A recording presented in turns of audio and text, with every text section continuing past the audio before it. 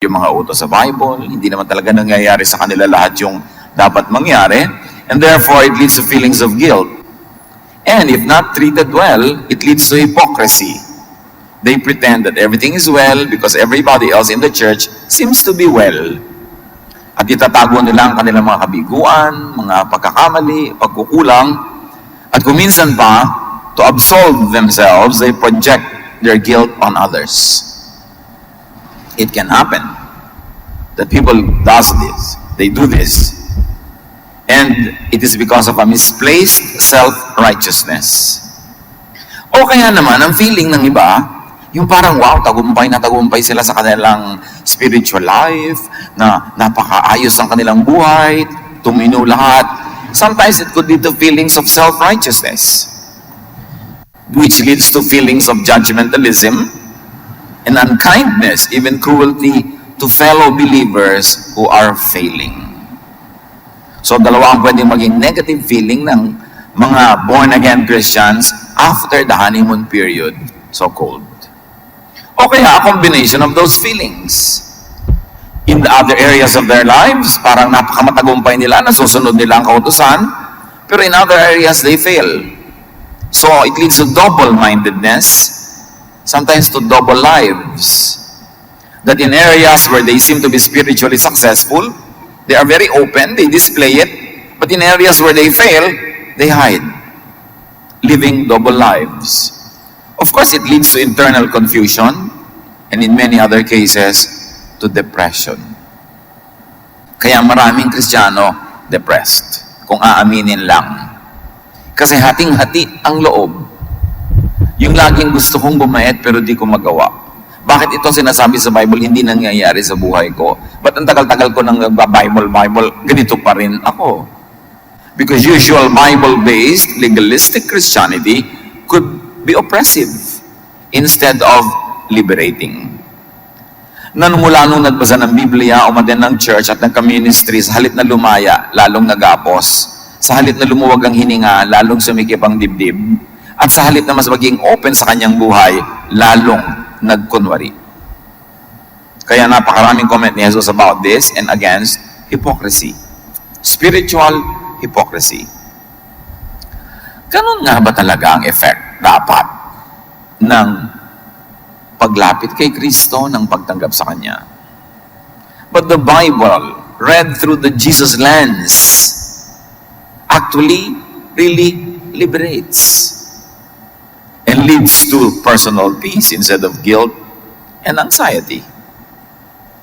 Pero dapat basahin through the Jesus lens. Maraming lente ang buhay. Maraming ginagawa ang tao. Pagka ang lente ng iyong mata, ang sunglasses mo kulay pink, pink ang kulay ng mundo. Pagka naman ito ay kulay brown, brown ang mundo. So anong lente ang ginagamit natin sa pagbabasa ng Biblia? John 5:39. Napakahalaga na maintindihan natin. Sinasaliksik ninyo ang mga kasulatan sa pag-aakalang doon ninyong matatagpuan ang buhay na walang hanggan. At tama naman, nasa kasulatan ang buhay na walang hanggan, pero tama ba ang pagbasa? All Scripture is God-breathed and is useful for teaching, rebuking, correcting, and training in righteousness. Kapakipakinabang sa pagtuturo ng katotohanan, sa pagsaway sa kamalian, at sa pagtuwid sa mga likong gawain. Lagi na lang na ang usual interpretation nito na ang all Scripture ay ginagamit at kapakipakinabang sa pagtutuwid ng mga kasalanan o inaakala nating kasalanan, kaya laging ginagamit ang Scripture pambato. Paano kung ang itutuwid pala ng Scripture ang Pharisees? Ang maling interpretation and application. Na ang kasalanan palang tinutukoy dito, hindi yung usual na kasalanan na paglabag sa batas, kundi yung kasalanan ng panghusga. Kasalanan ng pagpapato ng napakabigat na mga pasanin sa mga tao. Paano kung ito yung ipinapatuwid? Lagi kasing ginagamit ang verse na ito, all Scripture is God-breathed, useful for rebuking people that we think are committing sins against the law. But apply this to sins in imposing the law that has become unnecessary because of the love of God through Jesus. Suddenly, maiiba ang pananaw mo. Hindi na ngayon yung babaeng mukhang nagkakasala ang nire-rebuke mo, kundi yung self-righteous manang na laging nagpapahirap sa loob ng babaeng ito.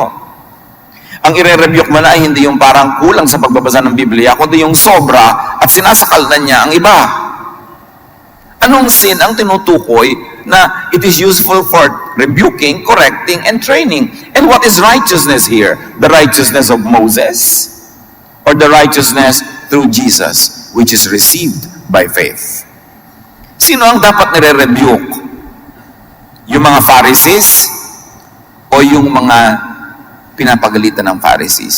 Akala natin lagi yung pinapagalitan ng Pharisees, di walang naiba. Ganun pa rin.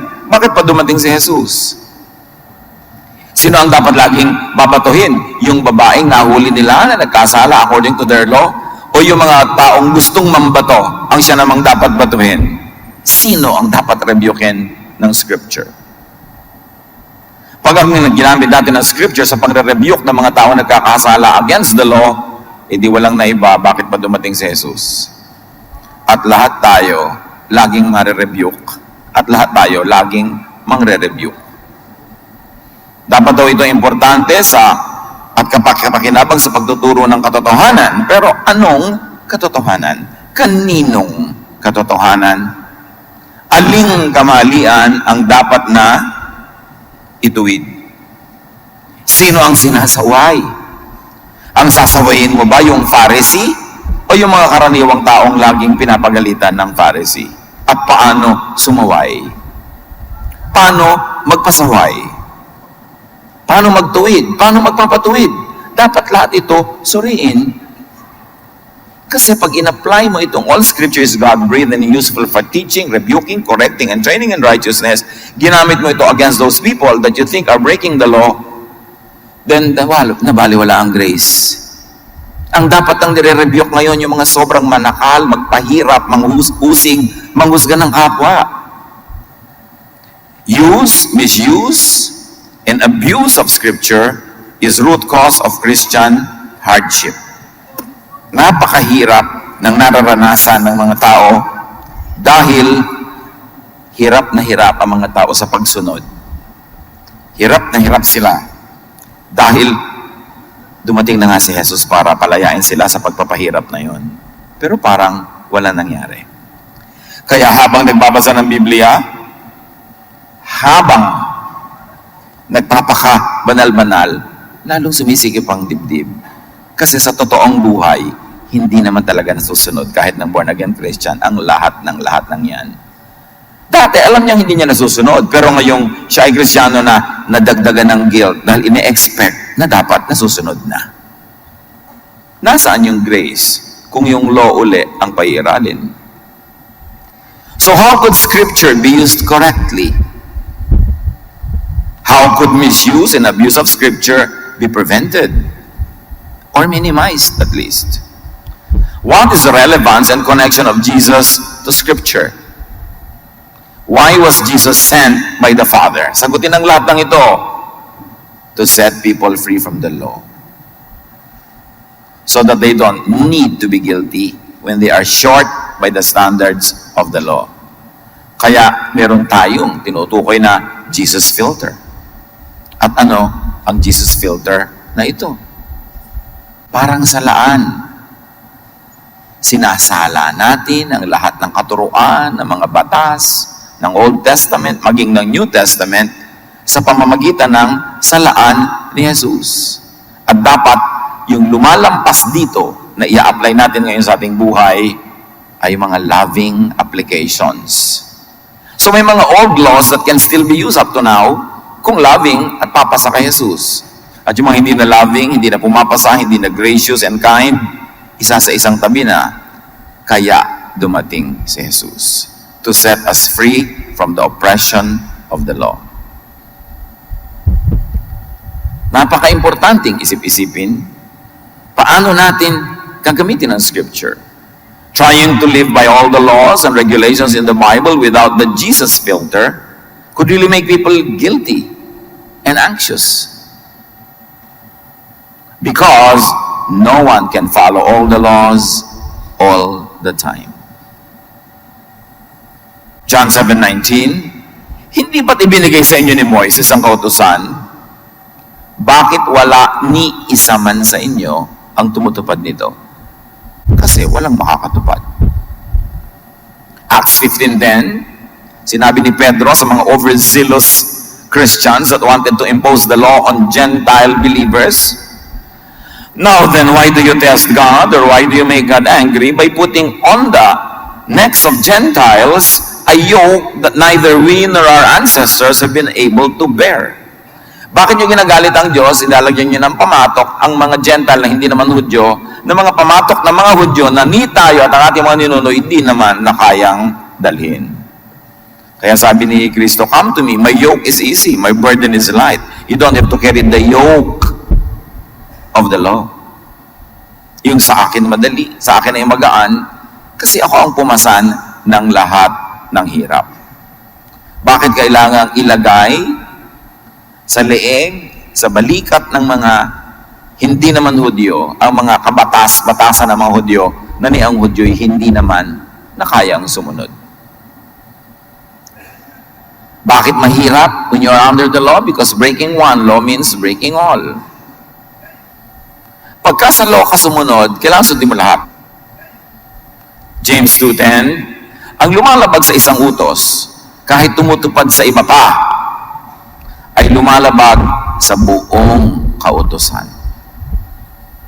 Sa buong kautusan. Nasusunod mo ba lahat? Sa lahat ng oras? Sa lahat ng panahon? No. So, ang feeling mo ngayon, guilt and anxiety. Kaya mas maraming nagiging neurotic na mga relihiyoso kaysa hindi. Kasi pag pumasok ka sa religion na law ang pinapairal, lagi kang masama. Lagi kang guilty. Kaya ang iba pinapahirapan ng sarili, hinahampas, lumuluhod sa mga pako, nag-aayuno, pinapahirapan ng lahat-lahat ng bahagi ng kanilang katawan para maibsan ang kanilang guilt feelings. Pero hindi rin, palala rin ang parara. Kasi minamasama nila ang lahat ng mga desires, minamasama nila lahat ng natural tendencies, ang lahat ng naiisip, lahat ng nagugustuhan. Nandun naman talaga yun, no matter how much you deny. Kaya tinanggap tayo ng Diyos sa pamamagitan ni Jesus, sa kabila ng lahat ng yun. Tapos, matapos ang isang tao na tumanggap sa Panginoon, ibabalik mo na naman siya sa law, di pinahirapan mo lang siya lalo. Romans 7:7 and 9, kundi dahil sa utusan ay hindi ko sana nalaman kung ano ang kasalanan. Nang dumating ang utos, nabuhay ang kasalanan. Sinasabi ni Pablo, kaya tayo always feeling guilty because we're always focused on the law. Because the law will only make you feel miserable. The law makes you feel sinful and always short of God's glory. Romans 3:20, sa mga mahilig sa law, walang taong mapapawalang sala sa paningin ng Diyos sa pamamagitan ng pagsunod sa kautusan. Sapagkat ang ginagawa ng kautusan ay ang ipaalam sa tao na siya'y nagkasala. Yung kautusan, pag nanalamin ka, lagi lang sinasabi ng salamin, guilty ka, masama ka, mali ka. Sabi, yun lang ang ginagawa ng law sa atin. Romans 7:14-15, alam natin ang kautusan ay espiritual, ngunit ako'y makalaman at alipin ng kasalanan. The way Paul looks at sin and righteousness is very interesting kasi pinaghiwalay niya ang espiritu at ang katawan, which was the prevalent Greek philosophy in the first century of Christianity. Yun ang umiiral na kaisipan ng mga Griego na lahat ng bagay na makalupa, may kinalaman sa katawan ay masama. At ang tama, banal at maganda ay yun lamang espiritual, yung hindi nakikita, yung nasa langit. Kaya sabi ni Pablo, lahat ng may kinalaman sa aking katawan, makasalanan. Hindi ko maunawaan ang aking sarili. Patuloy pa niya. Sapagkat hindi ko ginagawa ang gusto ko. Ano ba yung gusto niya? Kung yung ideya niya kung anong kabanalan. Sabi ko, anong iniisip kong kabanalan? Hindi naman yun ang nagagawa ko. Sa halip, ang kinasusuklaman ko, at ano yun, yung mga sa tingin niya ay siyang tama, ay maling gawin, yung mga kinasusuklaman niya na unlawful activities, yung gano'n, ang siya kong ginagawa. In other words, Paul was saying, yung natural na gusto ko masama. Yung maganda, hindi ko talaga magawa. Kasi ang katawan ko alipin ng kasalanan. That's why he felt very miserable. Because pagka law ang pinairal, ang pag-akyat sa langit ay parang pag-akyat ng hagdan na ang mga baitang ay matatalim na mga kutsilyo. Ganyan. Subukan yung akyatin ang hagdan na to. Lahat ng hahawakan nyo at tatapakan, nahihiwa kayo, nahihirapan kayo, las na kayo, duguan, hirap na hirap. Yan ang pag-akyat sa Diyos through the law. Na ginawa ng Panginoon na madali dahil nilagyan ng elevator na si Jesus. That through the Jesus elevator, you don't have to bleed. Jesus did the bleeding. The yoke is easy, the burden is light. At marami mga Kristiyano, lito, yung mga hakbangan ng ganong hagdan na may mga kutsilyo, pinaghalo nila ang law and grace. Pinaghalo si Moses at si Jesus. So, may mga hakbang na kutsilyo, may mga hakbang na kutsyon, yun si Jesus, tapos kutsilyo ulit. Kaya, ano ba ako ngayon? Law or grace? Ano bang iiral sa buhay ko ngayon? The grace of God or the strictness of the law? Magkahalo. Kaya ang buhay nila magkahalo. Lito. The Jesus filter is the cancellation by Jesus of many old laws and even new laws that were yet to be invented by later Christians. Yung Jesus filter, dadaan doon lahat ng old law. Pero lahat din ng law na inimbento ng church after Jesus, even the New Testament church, dapat padaanin din doon. Kasi marami rin silang ibinalik na law. Tulad ng mga sabi ni James, huwag pa rin kayong kakain ng ganito, huwag kayong gagawa ng ganon. Yung mga Judaizers, gusto pa rin nilang i-circumcise ang mga Gentile believers. So marami silang ibinalik na laws. So kailangan natin ng Jesus filter talaga. Ano yan? Yung mga regulations, mga teachings, traditions, law, doctrines, padaanin sa Jesusness filter. At yung lalampas lang sa filter, yung nagpuproduce ng love, ng rest, ng peace, ng quietness, yun ang ipamuhay at atupagin. What we call the Jesus filter. But you don't want the law, you don't want legalism, you want Jesusness. Because Jesusness is what gives us peace and rest and love. Colossians 2:13-14, when you were dead in your sins, God made you alive with Christ. He forgave us all our sins. Having canceled the charge of our legal indebtedness, He has taken it away, nailing it to the cross. Lahat ng utang natin sa legalism ng law, binayaran ni Jesus. Canceled, taken away, nailed forever to the cross, dead, buried. And what resurrected? Who resurrected was Jesus. Not legalism, not the law, but love.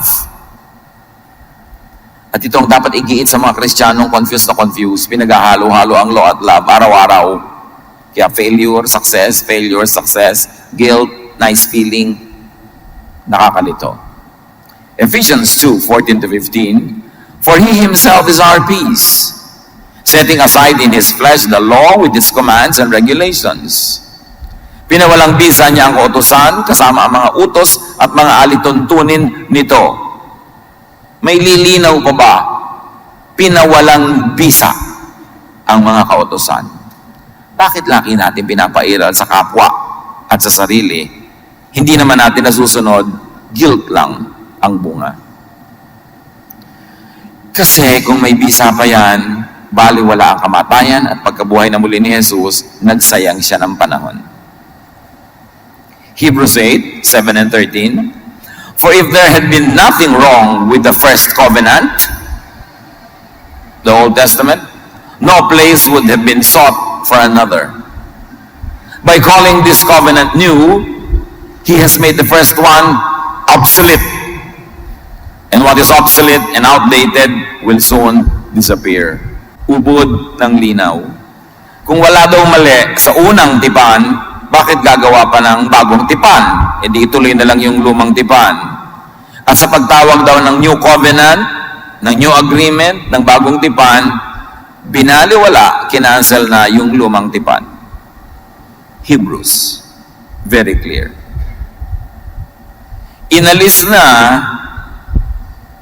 ang batas. Inalis na yung bato na pamatay. Ano yung ipinapambato? Ano yung ipinapamatay sa mga nagkakasala tulad ng babaeng gustong batuhin ng buong barangay? Law. Without the law, there is no more stone that you can use to stone others to death. Bakit pa isinugo si Jesus? Kung walang kakulangan ng unang tipan, hindi na sana nangailangan pa ng pangalawa. No? Magandang ulitin to. Nang sabihin ng Diyos, ang tungkol sa bagong tipan, pinawalang bisa na niya ang una. At anumang nawawala ng bisa ay naluluma at malapit nang mawala. At nawala na nga. Napakatagal ng ginawa yan ni Jesus. The Jesus filter is also the interpretation, reinterpretation, modification by Jesus of all laws that did not need to be canceled. Tandaan natin at idiin, hindi lahat ng kautusan ay canceled. Lahat ng loving ang application, pasado sa Jesus filter, tuloy ang application. Kaya sabi ni Jesus sa Matthew 5:17, do not think that I have come to abolish the law or the prophets. I have not come to abolish them, but to fulfill them. So ang fulfillment niyan is reinterpretation of the law to be kind, forgiving, and loving. Kumbaga ikinambyo, nirecalibrate, binigyan ng tamang reading para pag in-apply mo yung law, loving. The continuation of the law that is loving is Jesusness. Hindi lahat canceled. Matthew 5:21-22, may series of teachings si Jesus na ganito yung tema. You have heard that it was said to the people long ago, you shall not murder, and anyone who murders will be subject to judgment. But I tell you that anyone who is angry with a brother or sister will be subject to judgment. Sabi niya, alam nyo, di ba mayroong dating batas na kailangan huwag kang papatay? Ito lang yung sabi ni Jesus. Pagka nagalit ka kanino man, pumatay ka na, lalong humirap. So ang ibig sabihin niya, yung galit na yan, yung kaparusahan sa galit na yan, lagi niyong dadalhin kung hindi niyo marirealize na dapat na lang kayo magpatawad tulad ng pagpapatawad sa inyo ng Ama. Ano man ang gawin yung pagsunod sa batas, kulang.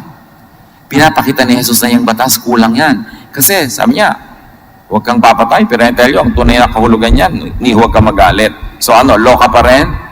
Pwedeng hindi ka nakakapatay. Pwede, marami sa atin nun. Pero nagagalit tayo, sabi ni Jesus, pareho lang yun. So kung pinagmamalaki mo na nasusunod mo yung batas, mag-isip-isip ka, hindi mo talaga nasusunod. Kasi pag nagagalit ka, pumapatay ka na rin. So huwag mong ipagmalaki ang law kahit kailan. Huwag mo sasabihin ako, wala akong pinapatay. Pero ang dami-dami yung iniirap-irapan. Ang dami-dami yung sama ng loob at galit sa iba. Eh di ganun na rin yun. Matthew 5:27-28. You have heard that it was said, you shall not commit adultery. Sasabihin na iba ako, hindi talaga ako nangangalo niya, ever. But I tell you that anyone who looks at a woman, or a man for that matter, lustfully, has already committed adultery with her in his heart. So sino pa ngayon makakapagsabing, hindi ako adulterer? Hindi ako adulteress. So sinasabi ni Lord, law ang pinagmamalaki nyo, dahil hindi kayo actual na nangangalo niya, pero yung magkaroon ka ng pagnanasa, pangangalo niya na rin yun, edi guilty ka rin. So huwag ka na lang sumandal sa law na yan. Wala kang ligtas.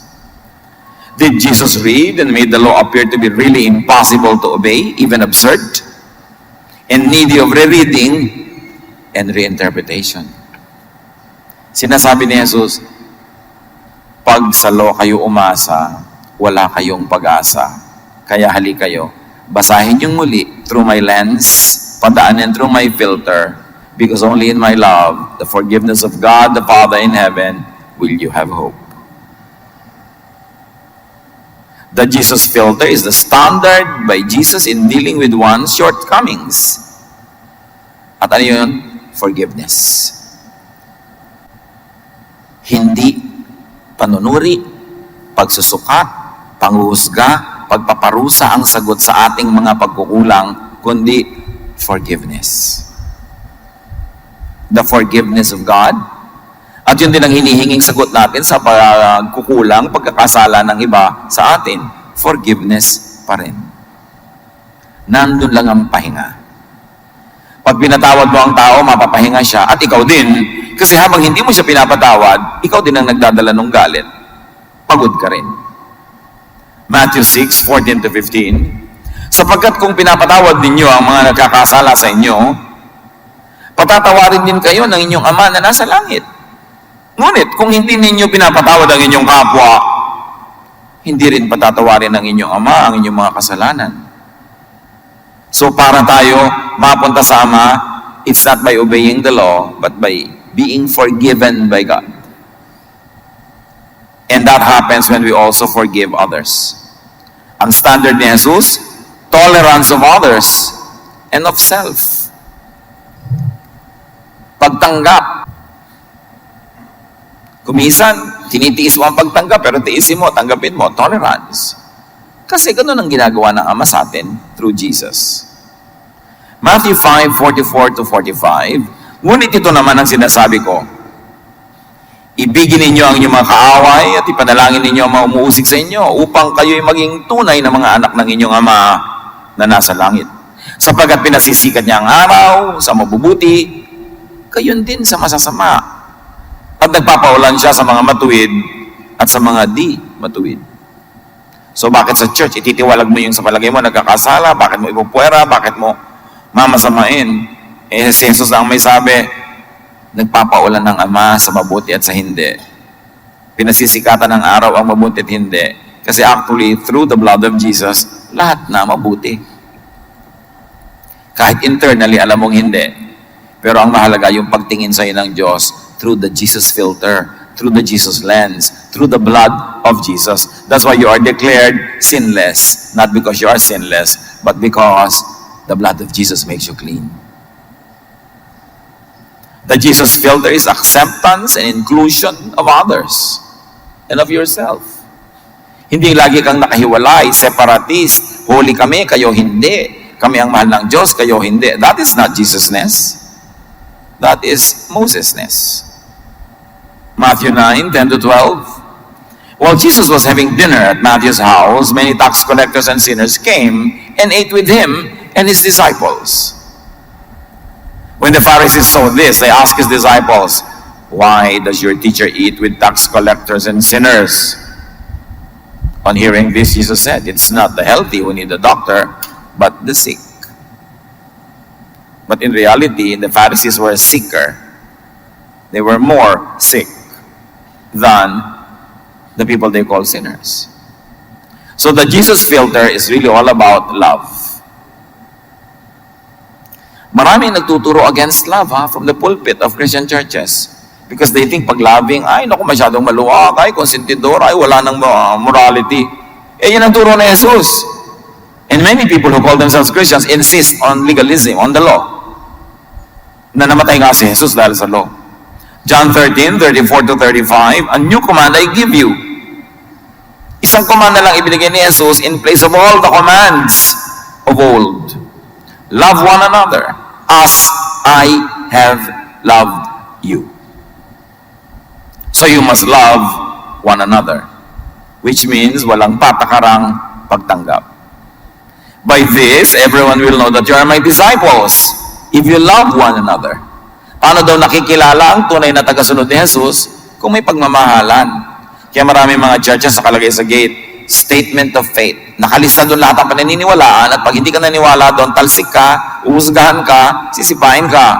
Dapat lang sa statement of faith, may nakalagay na puso, love. Yan kami. Makikilala nyo kami na maka-Kristo, maka-Jesus, kung makikita nyo at mararamdaman ang love. Napakahalaga. But let us not be unreasonable in our expectations of love. Nakit hindi ka na sumusunod sa mga regulasyon na para may kaayusan, mga human regulations for the sake of order, gusto mo itolerate ka pa rin dahil love, wrong application. Kasi hindi ka loving sa park mo, sa pag-park mo sa no parking area. Hindi ka loving kung hindi ka sumusunod sa mga crowd control and discipline dahil nakakagulo ka sa iba. So meron pa rin mga ganung uri ng regulasyones, pero hindi may kinalaman sa personal holiness, kundi sa public order. Dapat meron talagang mga regulasyon para hindi magulo. The Bible, when read, understood, interpreted, and applied through the Jesus filter, will not lead to burdensome religiosity. Dapat hindi bigat ang nararamdaman ng sumusunod kay Jesus. But this is what traditional Christianity had become. Instead, it should lead to fresh, refreshing, empowering, and enjoyable Jesusness. Kaya yung word na Christianity, nagkaroon na ng napakaraming negative attachments. All throughout time, maraming Christians went to war in the name of God. During the Crusades, halos ilang daang taon yan, na nililipol ng mga Western Christians, yung mga Muslims sa Middle East. Kaya hanggang ngayon, meron pang sama ng loob ang mga yun tungkol dito sa Crusades.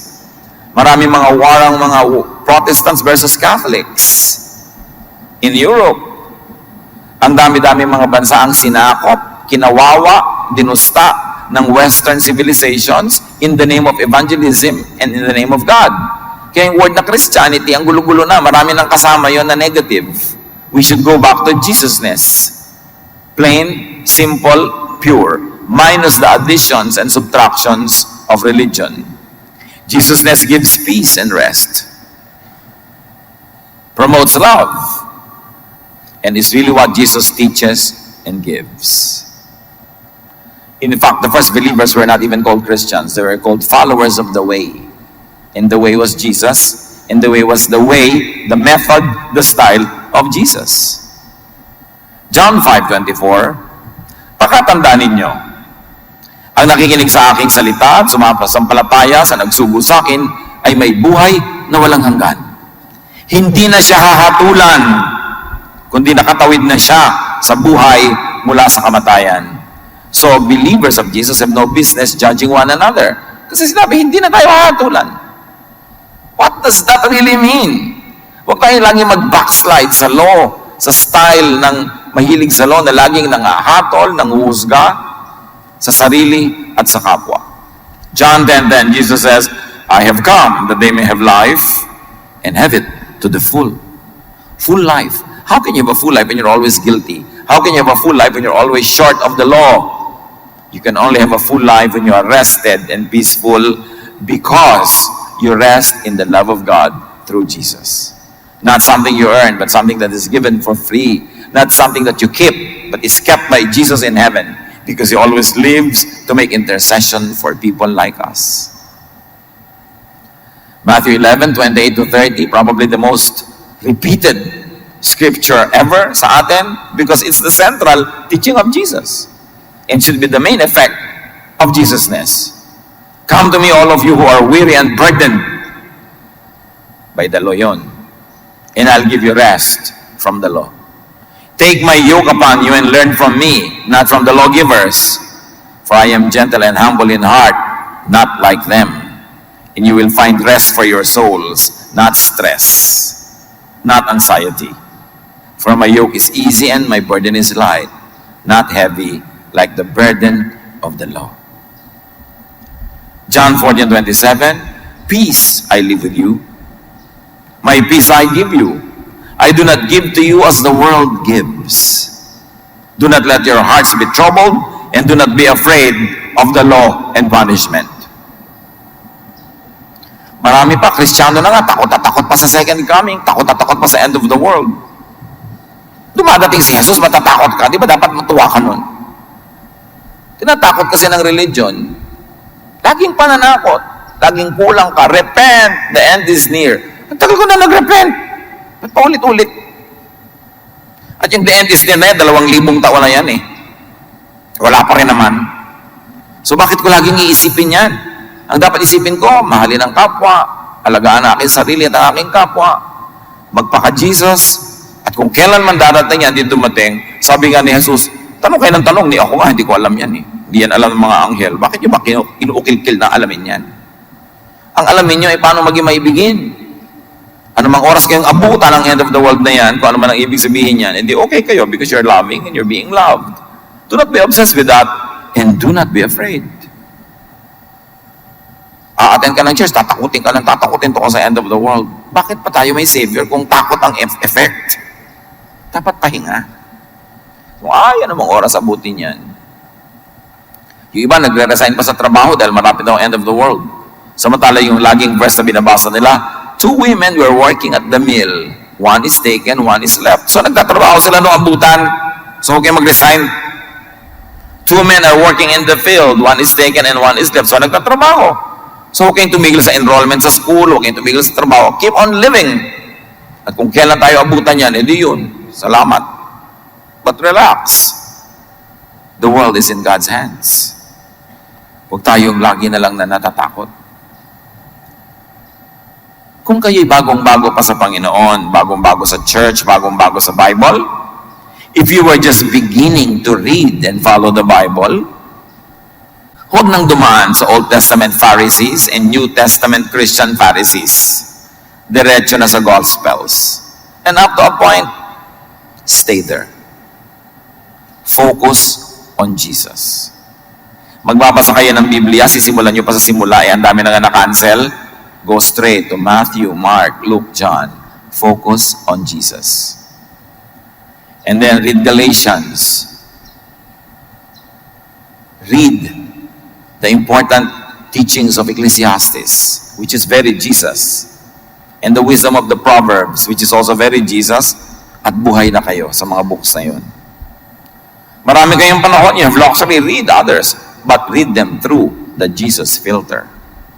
Kasi kung magbabasa kayo ng mga lumang kautosan, ng mga lumang tipan, tapos i-impose nyo sa iba, again, baliwala si Jesus kasi babalik kayo sa Pharisees. Babalik kayo sa law. So skip to, begin with, up and from Jesus, and Jesusness. Nahilingan kayo mag-lead ng Bible study, ang ituro nyo si Jesus. Hindi na yung mga law noon. Sayang ang oras. Ang effect pati, negative. The law of love ang i-emphasize natin. Hindi mga sari-saring laws kung ano isusuot, ano kakainin. Kinancel na lahat yan eh. Bagamat kahit yung mga New Testament believers, nagpilit na ipuslit at isingit ulit sa Christian Church yung maraming Phariseeism. Kaya dapat tayong manuri. Dapat tayong maging mapagbantay. Kahit si Paul at si Peter at si James, pinag-away-awayan nila kung anong uri ng pagiging maka-Jesus ang kanilang papairalin. Kasi may mga conservative Jews na gustong ipasok muli ang Judaism sa loob ng Jesusness. Ang naging bunga, Christianity na halo-halo, bula-bulang lang. Kaya kailangan manala tayo ngayon eh. Kasi ang effect talaga, nakakalito. John 13:13, you call me teacher and Lord, and rightly so, for that is what I am. Tinatawag niyo akong guro at Panginoon, at tama kayo, sapagkat ganoon nga ako. So dapat ituring si Jesus na guro at Panginoon over all other teachers, over all other teachings. So kung kayo nagsisimula pa lang, go straight to Jesus and Jesusness and stay there. Tahimik ang buhay niyo.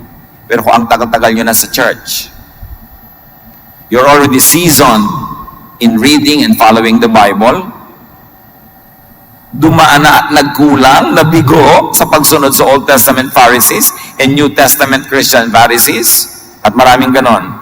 Ang tagal nyo na, pero alam nyo pa rin, di pa rin nyo talaga masunod.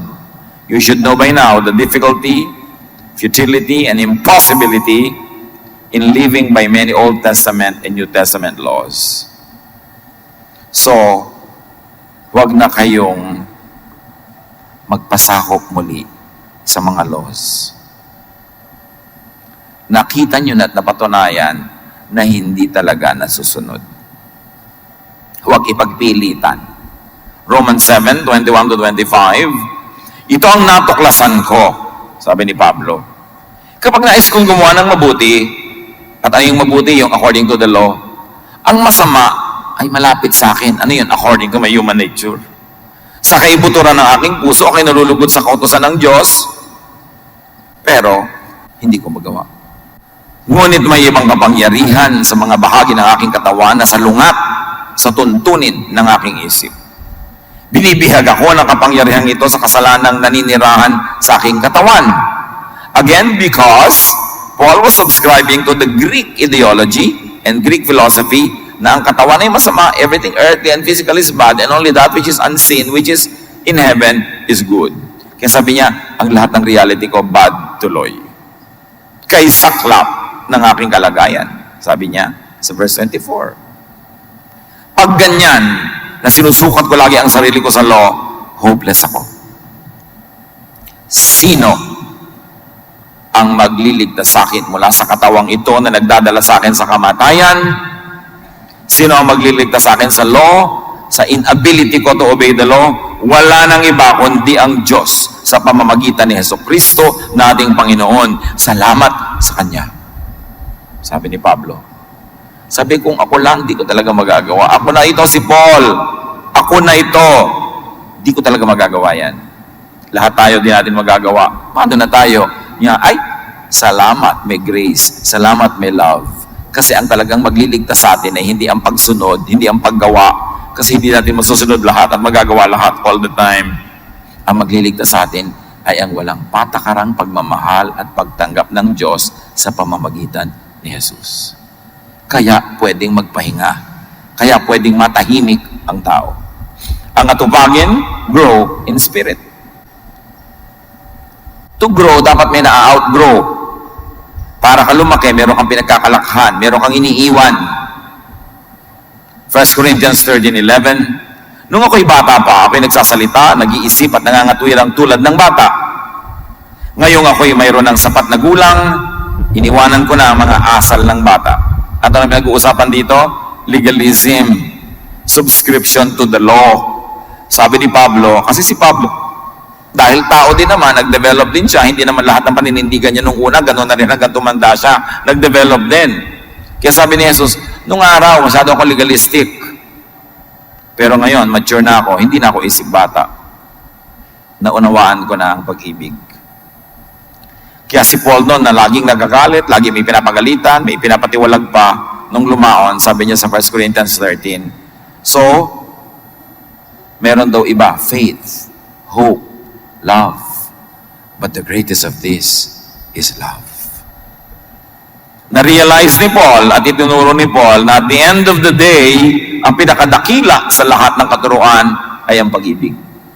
Imagine faith, hope, love. Sabi niya, the greatest is love. It's even greater than faith. It is even greater than hope. Love is what God is all about through Jesus. Na-develop din ang kanyang theology. So kung susunod-sunod ka sa theology niya, nung isip bata pa siya, pero nag-mature naman siya, at hindi mo napansin na nag-mature siya, at love na in-emphasize niya later, lugi ka rin kahit kay Paul. Kailangan makita mong nag-develop din siya. Jesus grew in wisdom and stature, in favor with God and men. Even Jesus grew in ministry. So dapat we should grow. Yung mga pag-iisip natin ng araw, na litong-lito, law ba o love, grow and follow Paul. Sabi niya, the greatest is love. Then change from glory to glory. From one degree of Jesusness to another. 2 Corinthians 3:18, and we all are being transformed into His image with ever increasing glory. Ang dapat goal natin, maging lalong kamukha ni Jesus. We grow into Jesusness. Kung may magiging mas kamukha tayo, hindi sino mang propeta, hindi sino mang teacher, si Jesus. And have the new wine, and use the new wine skin. And this is Jesus. Isa sa mga pinakamahalaga niyang talinghaga, bagong alak sa bagong lalagyan. Ibig sabihin, bagong pag-iisip sa bagong utak. Bagong estilo ng paglapit sa Diyos sa paraan ni Jesus. Mark 2:22. And no one pours new wine into old wineskins. Otherwise, the wine will burst the skins, and both the wine and the wineskins will be ruined. No, they pour new wine into new wineskins. Nung araw, ang lalagyan nila ng alak ay mga balat ng hayop na ibinubuhol nila yung mga dulo na butas para hindi tumulo at hindi matapon yung wine. Sabi niya, pag luma na yung balat, maglalagay ka ng new wineskin, magpe-ferment yon, sasabog yung old wineskin. Kaya pag may new wine, dapat new wineskin. So may bagong katuruan, which is love against the law, dapat bago din ang utak natin na paglalagyan nun. Kung hindi, sasabog ka. Pag pinagsama mo yung old law and new wine of love, sasabog ka, malilito ka. Kaya dapat bagong pananaw, bagong utak, bagong brain. Be changed by the renewing of your mind. Sabi ni Paul. So grow into Jesusness, into the new mindset. Mas kamukha ni Jesus tayo dapat sa paglipas ng oras. 1 John 2:6, sino mang nagsasabing nananatili siya sa Diyos, ay dapat mamuhay tulad ng pamumuhay ni Heso Kristo. Hindi ninuman. Then and only then will you understand Jesus and experience peace, rest, and love. Philippians 4:5 and 7, let your gentleness be evident to all. The Lord is near, and the peace of God, which transcends all understanding, will guard your hearts and your minds in Christ Jesus. So, maging banayad kayo sa inyong pananalita, sa inyong kilos at asal. At pag banayad kayo, mabait kayo sa isa't isa, may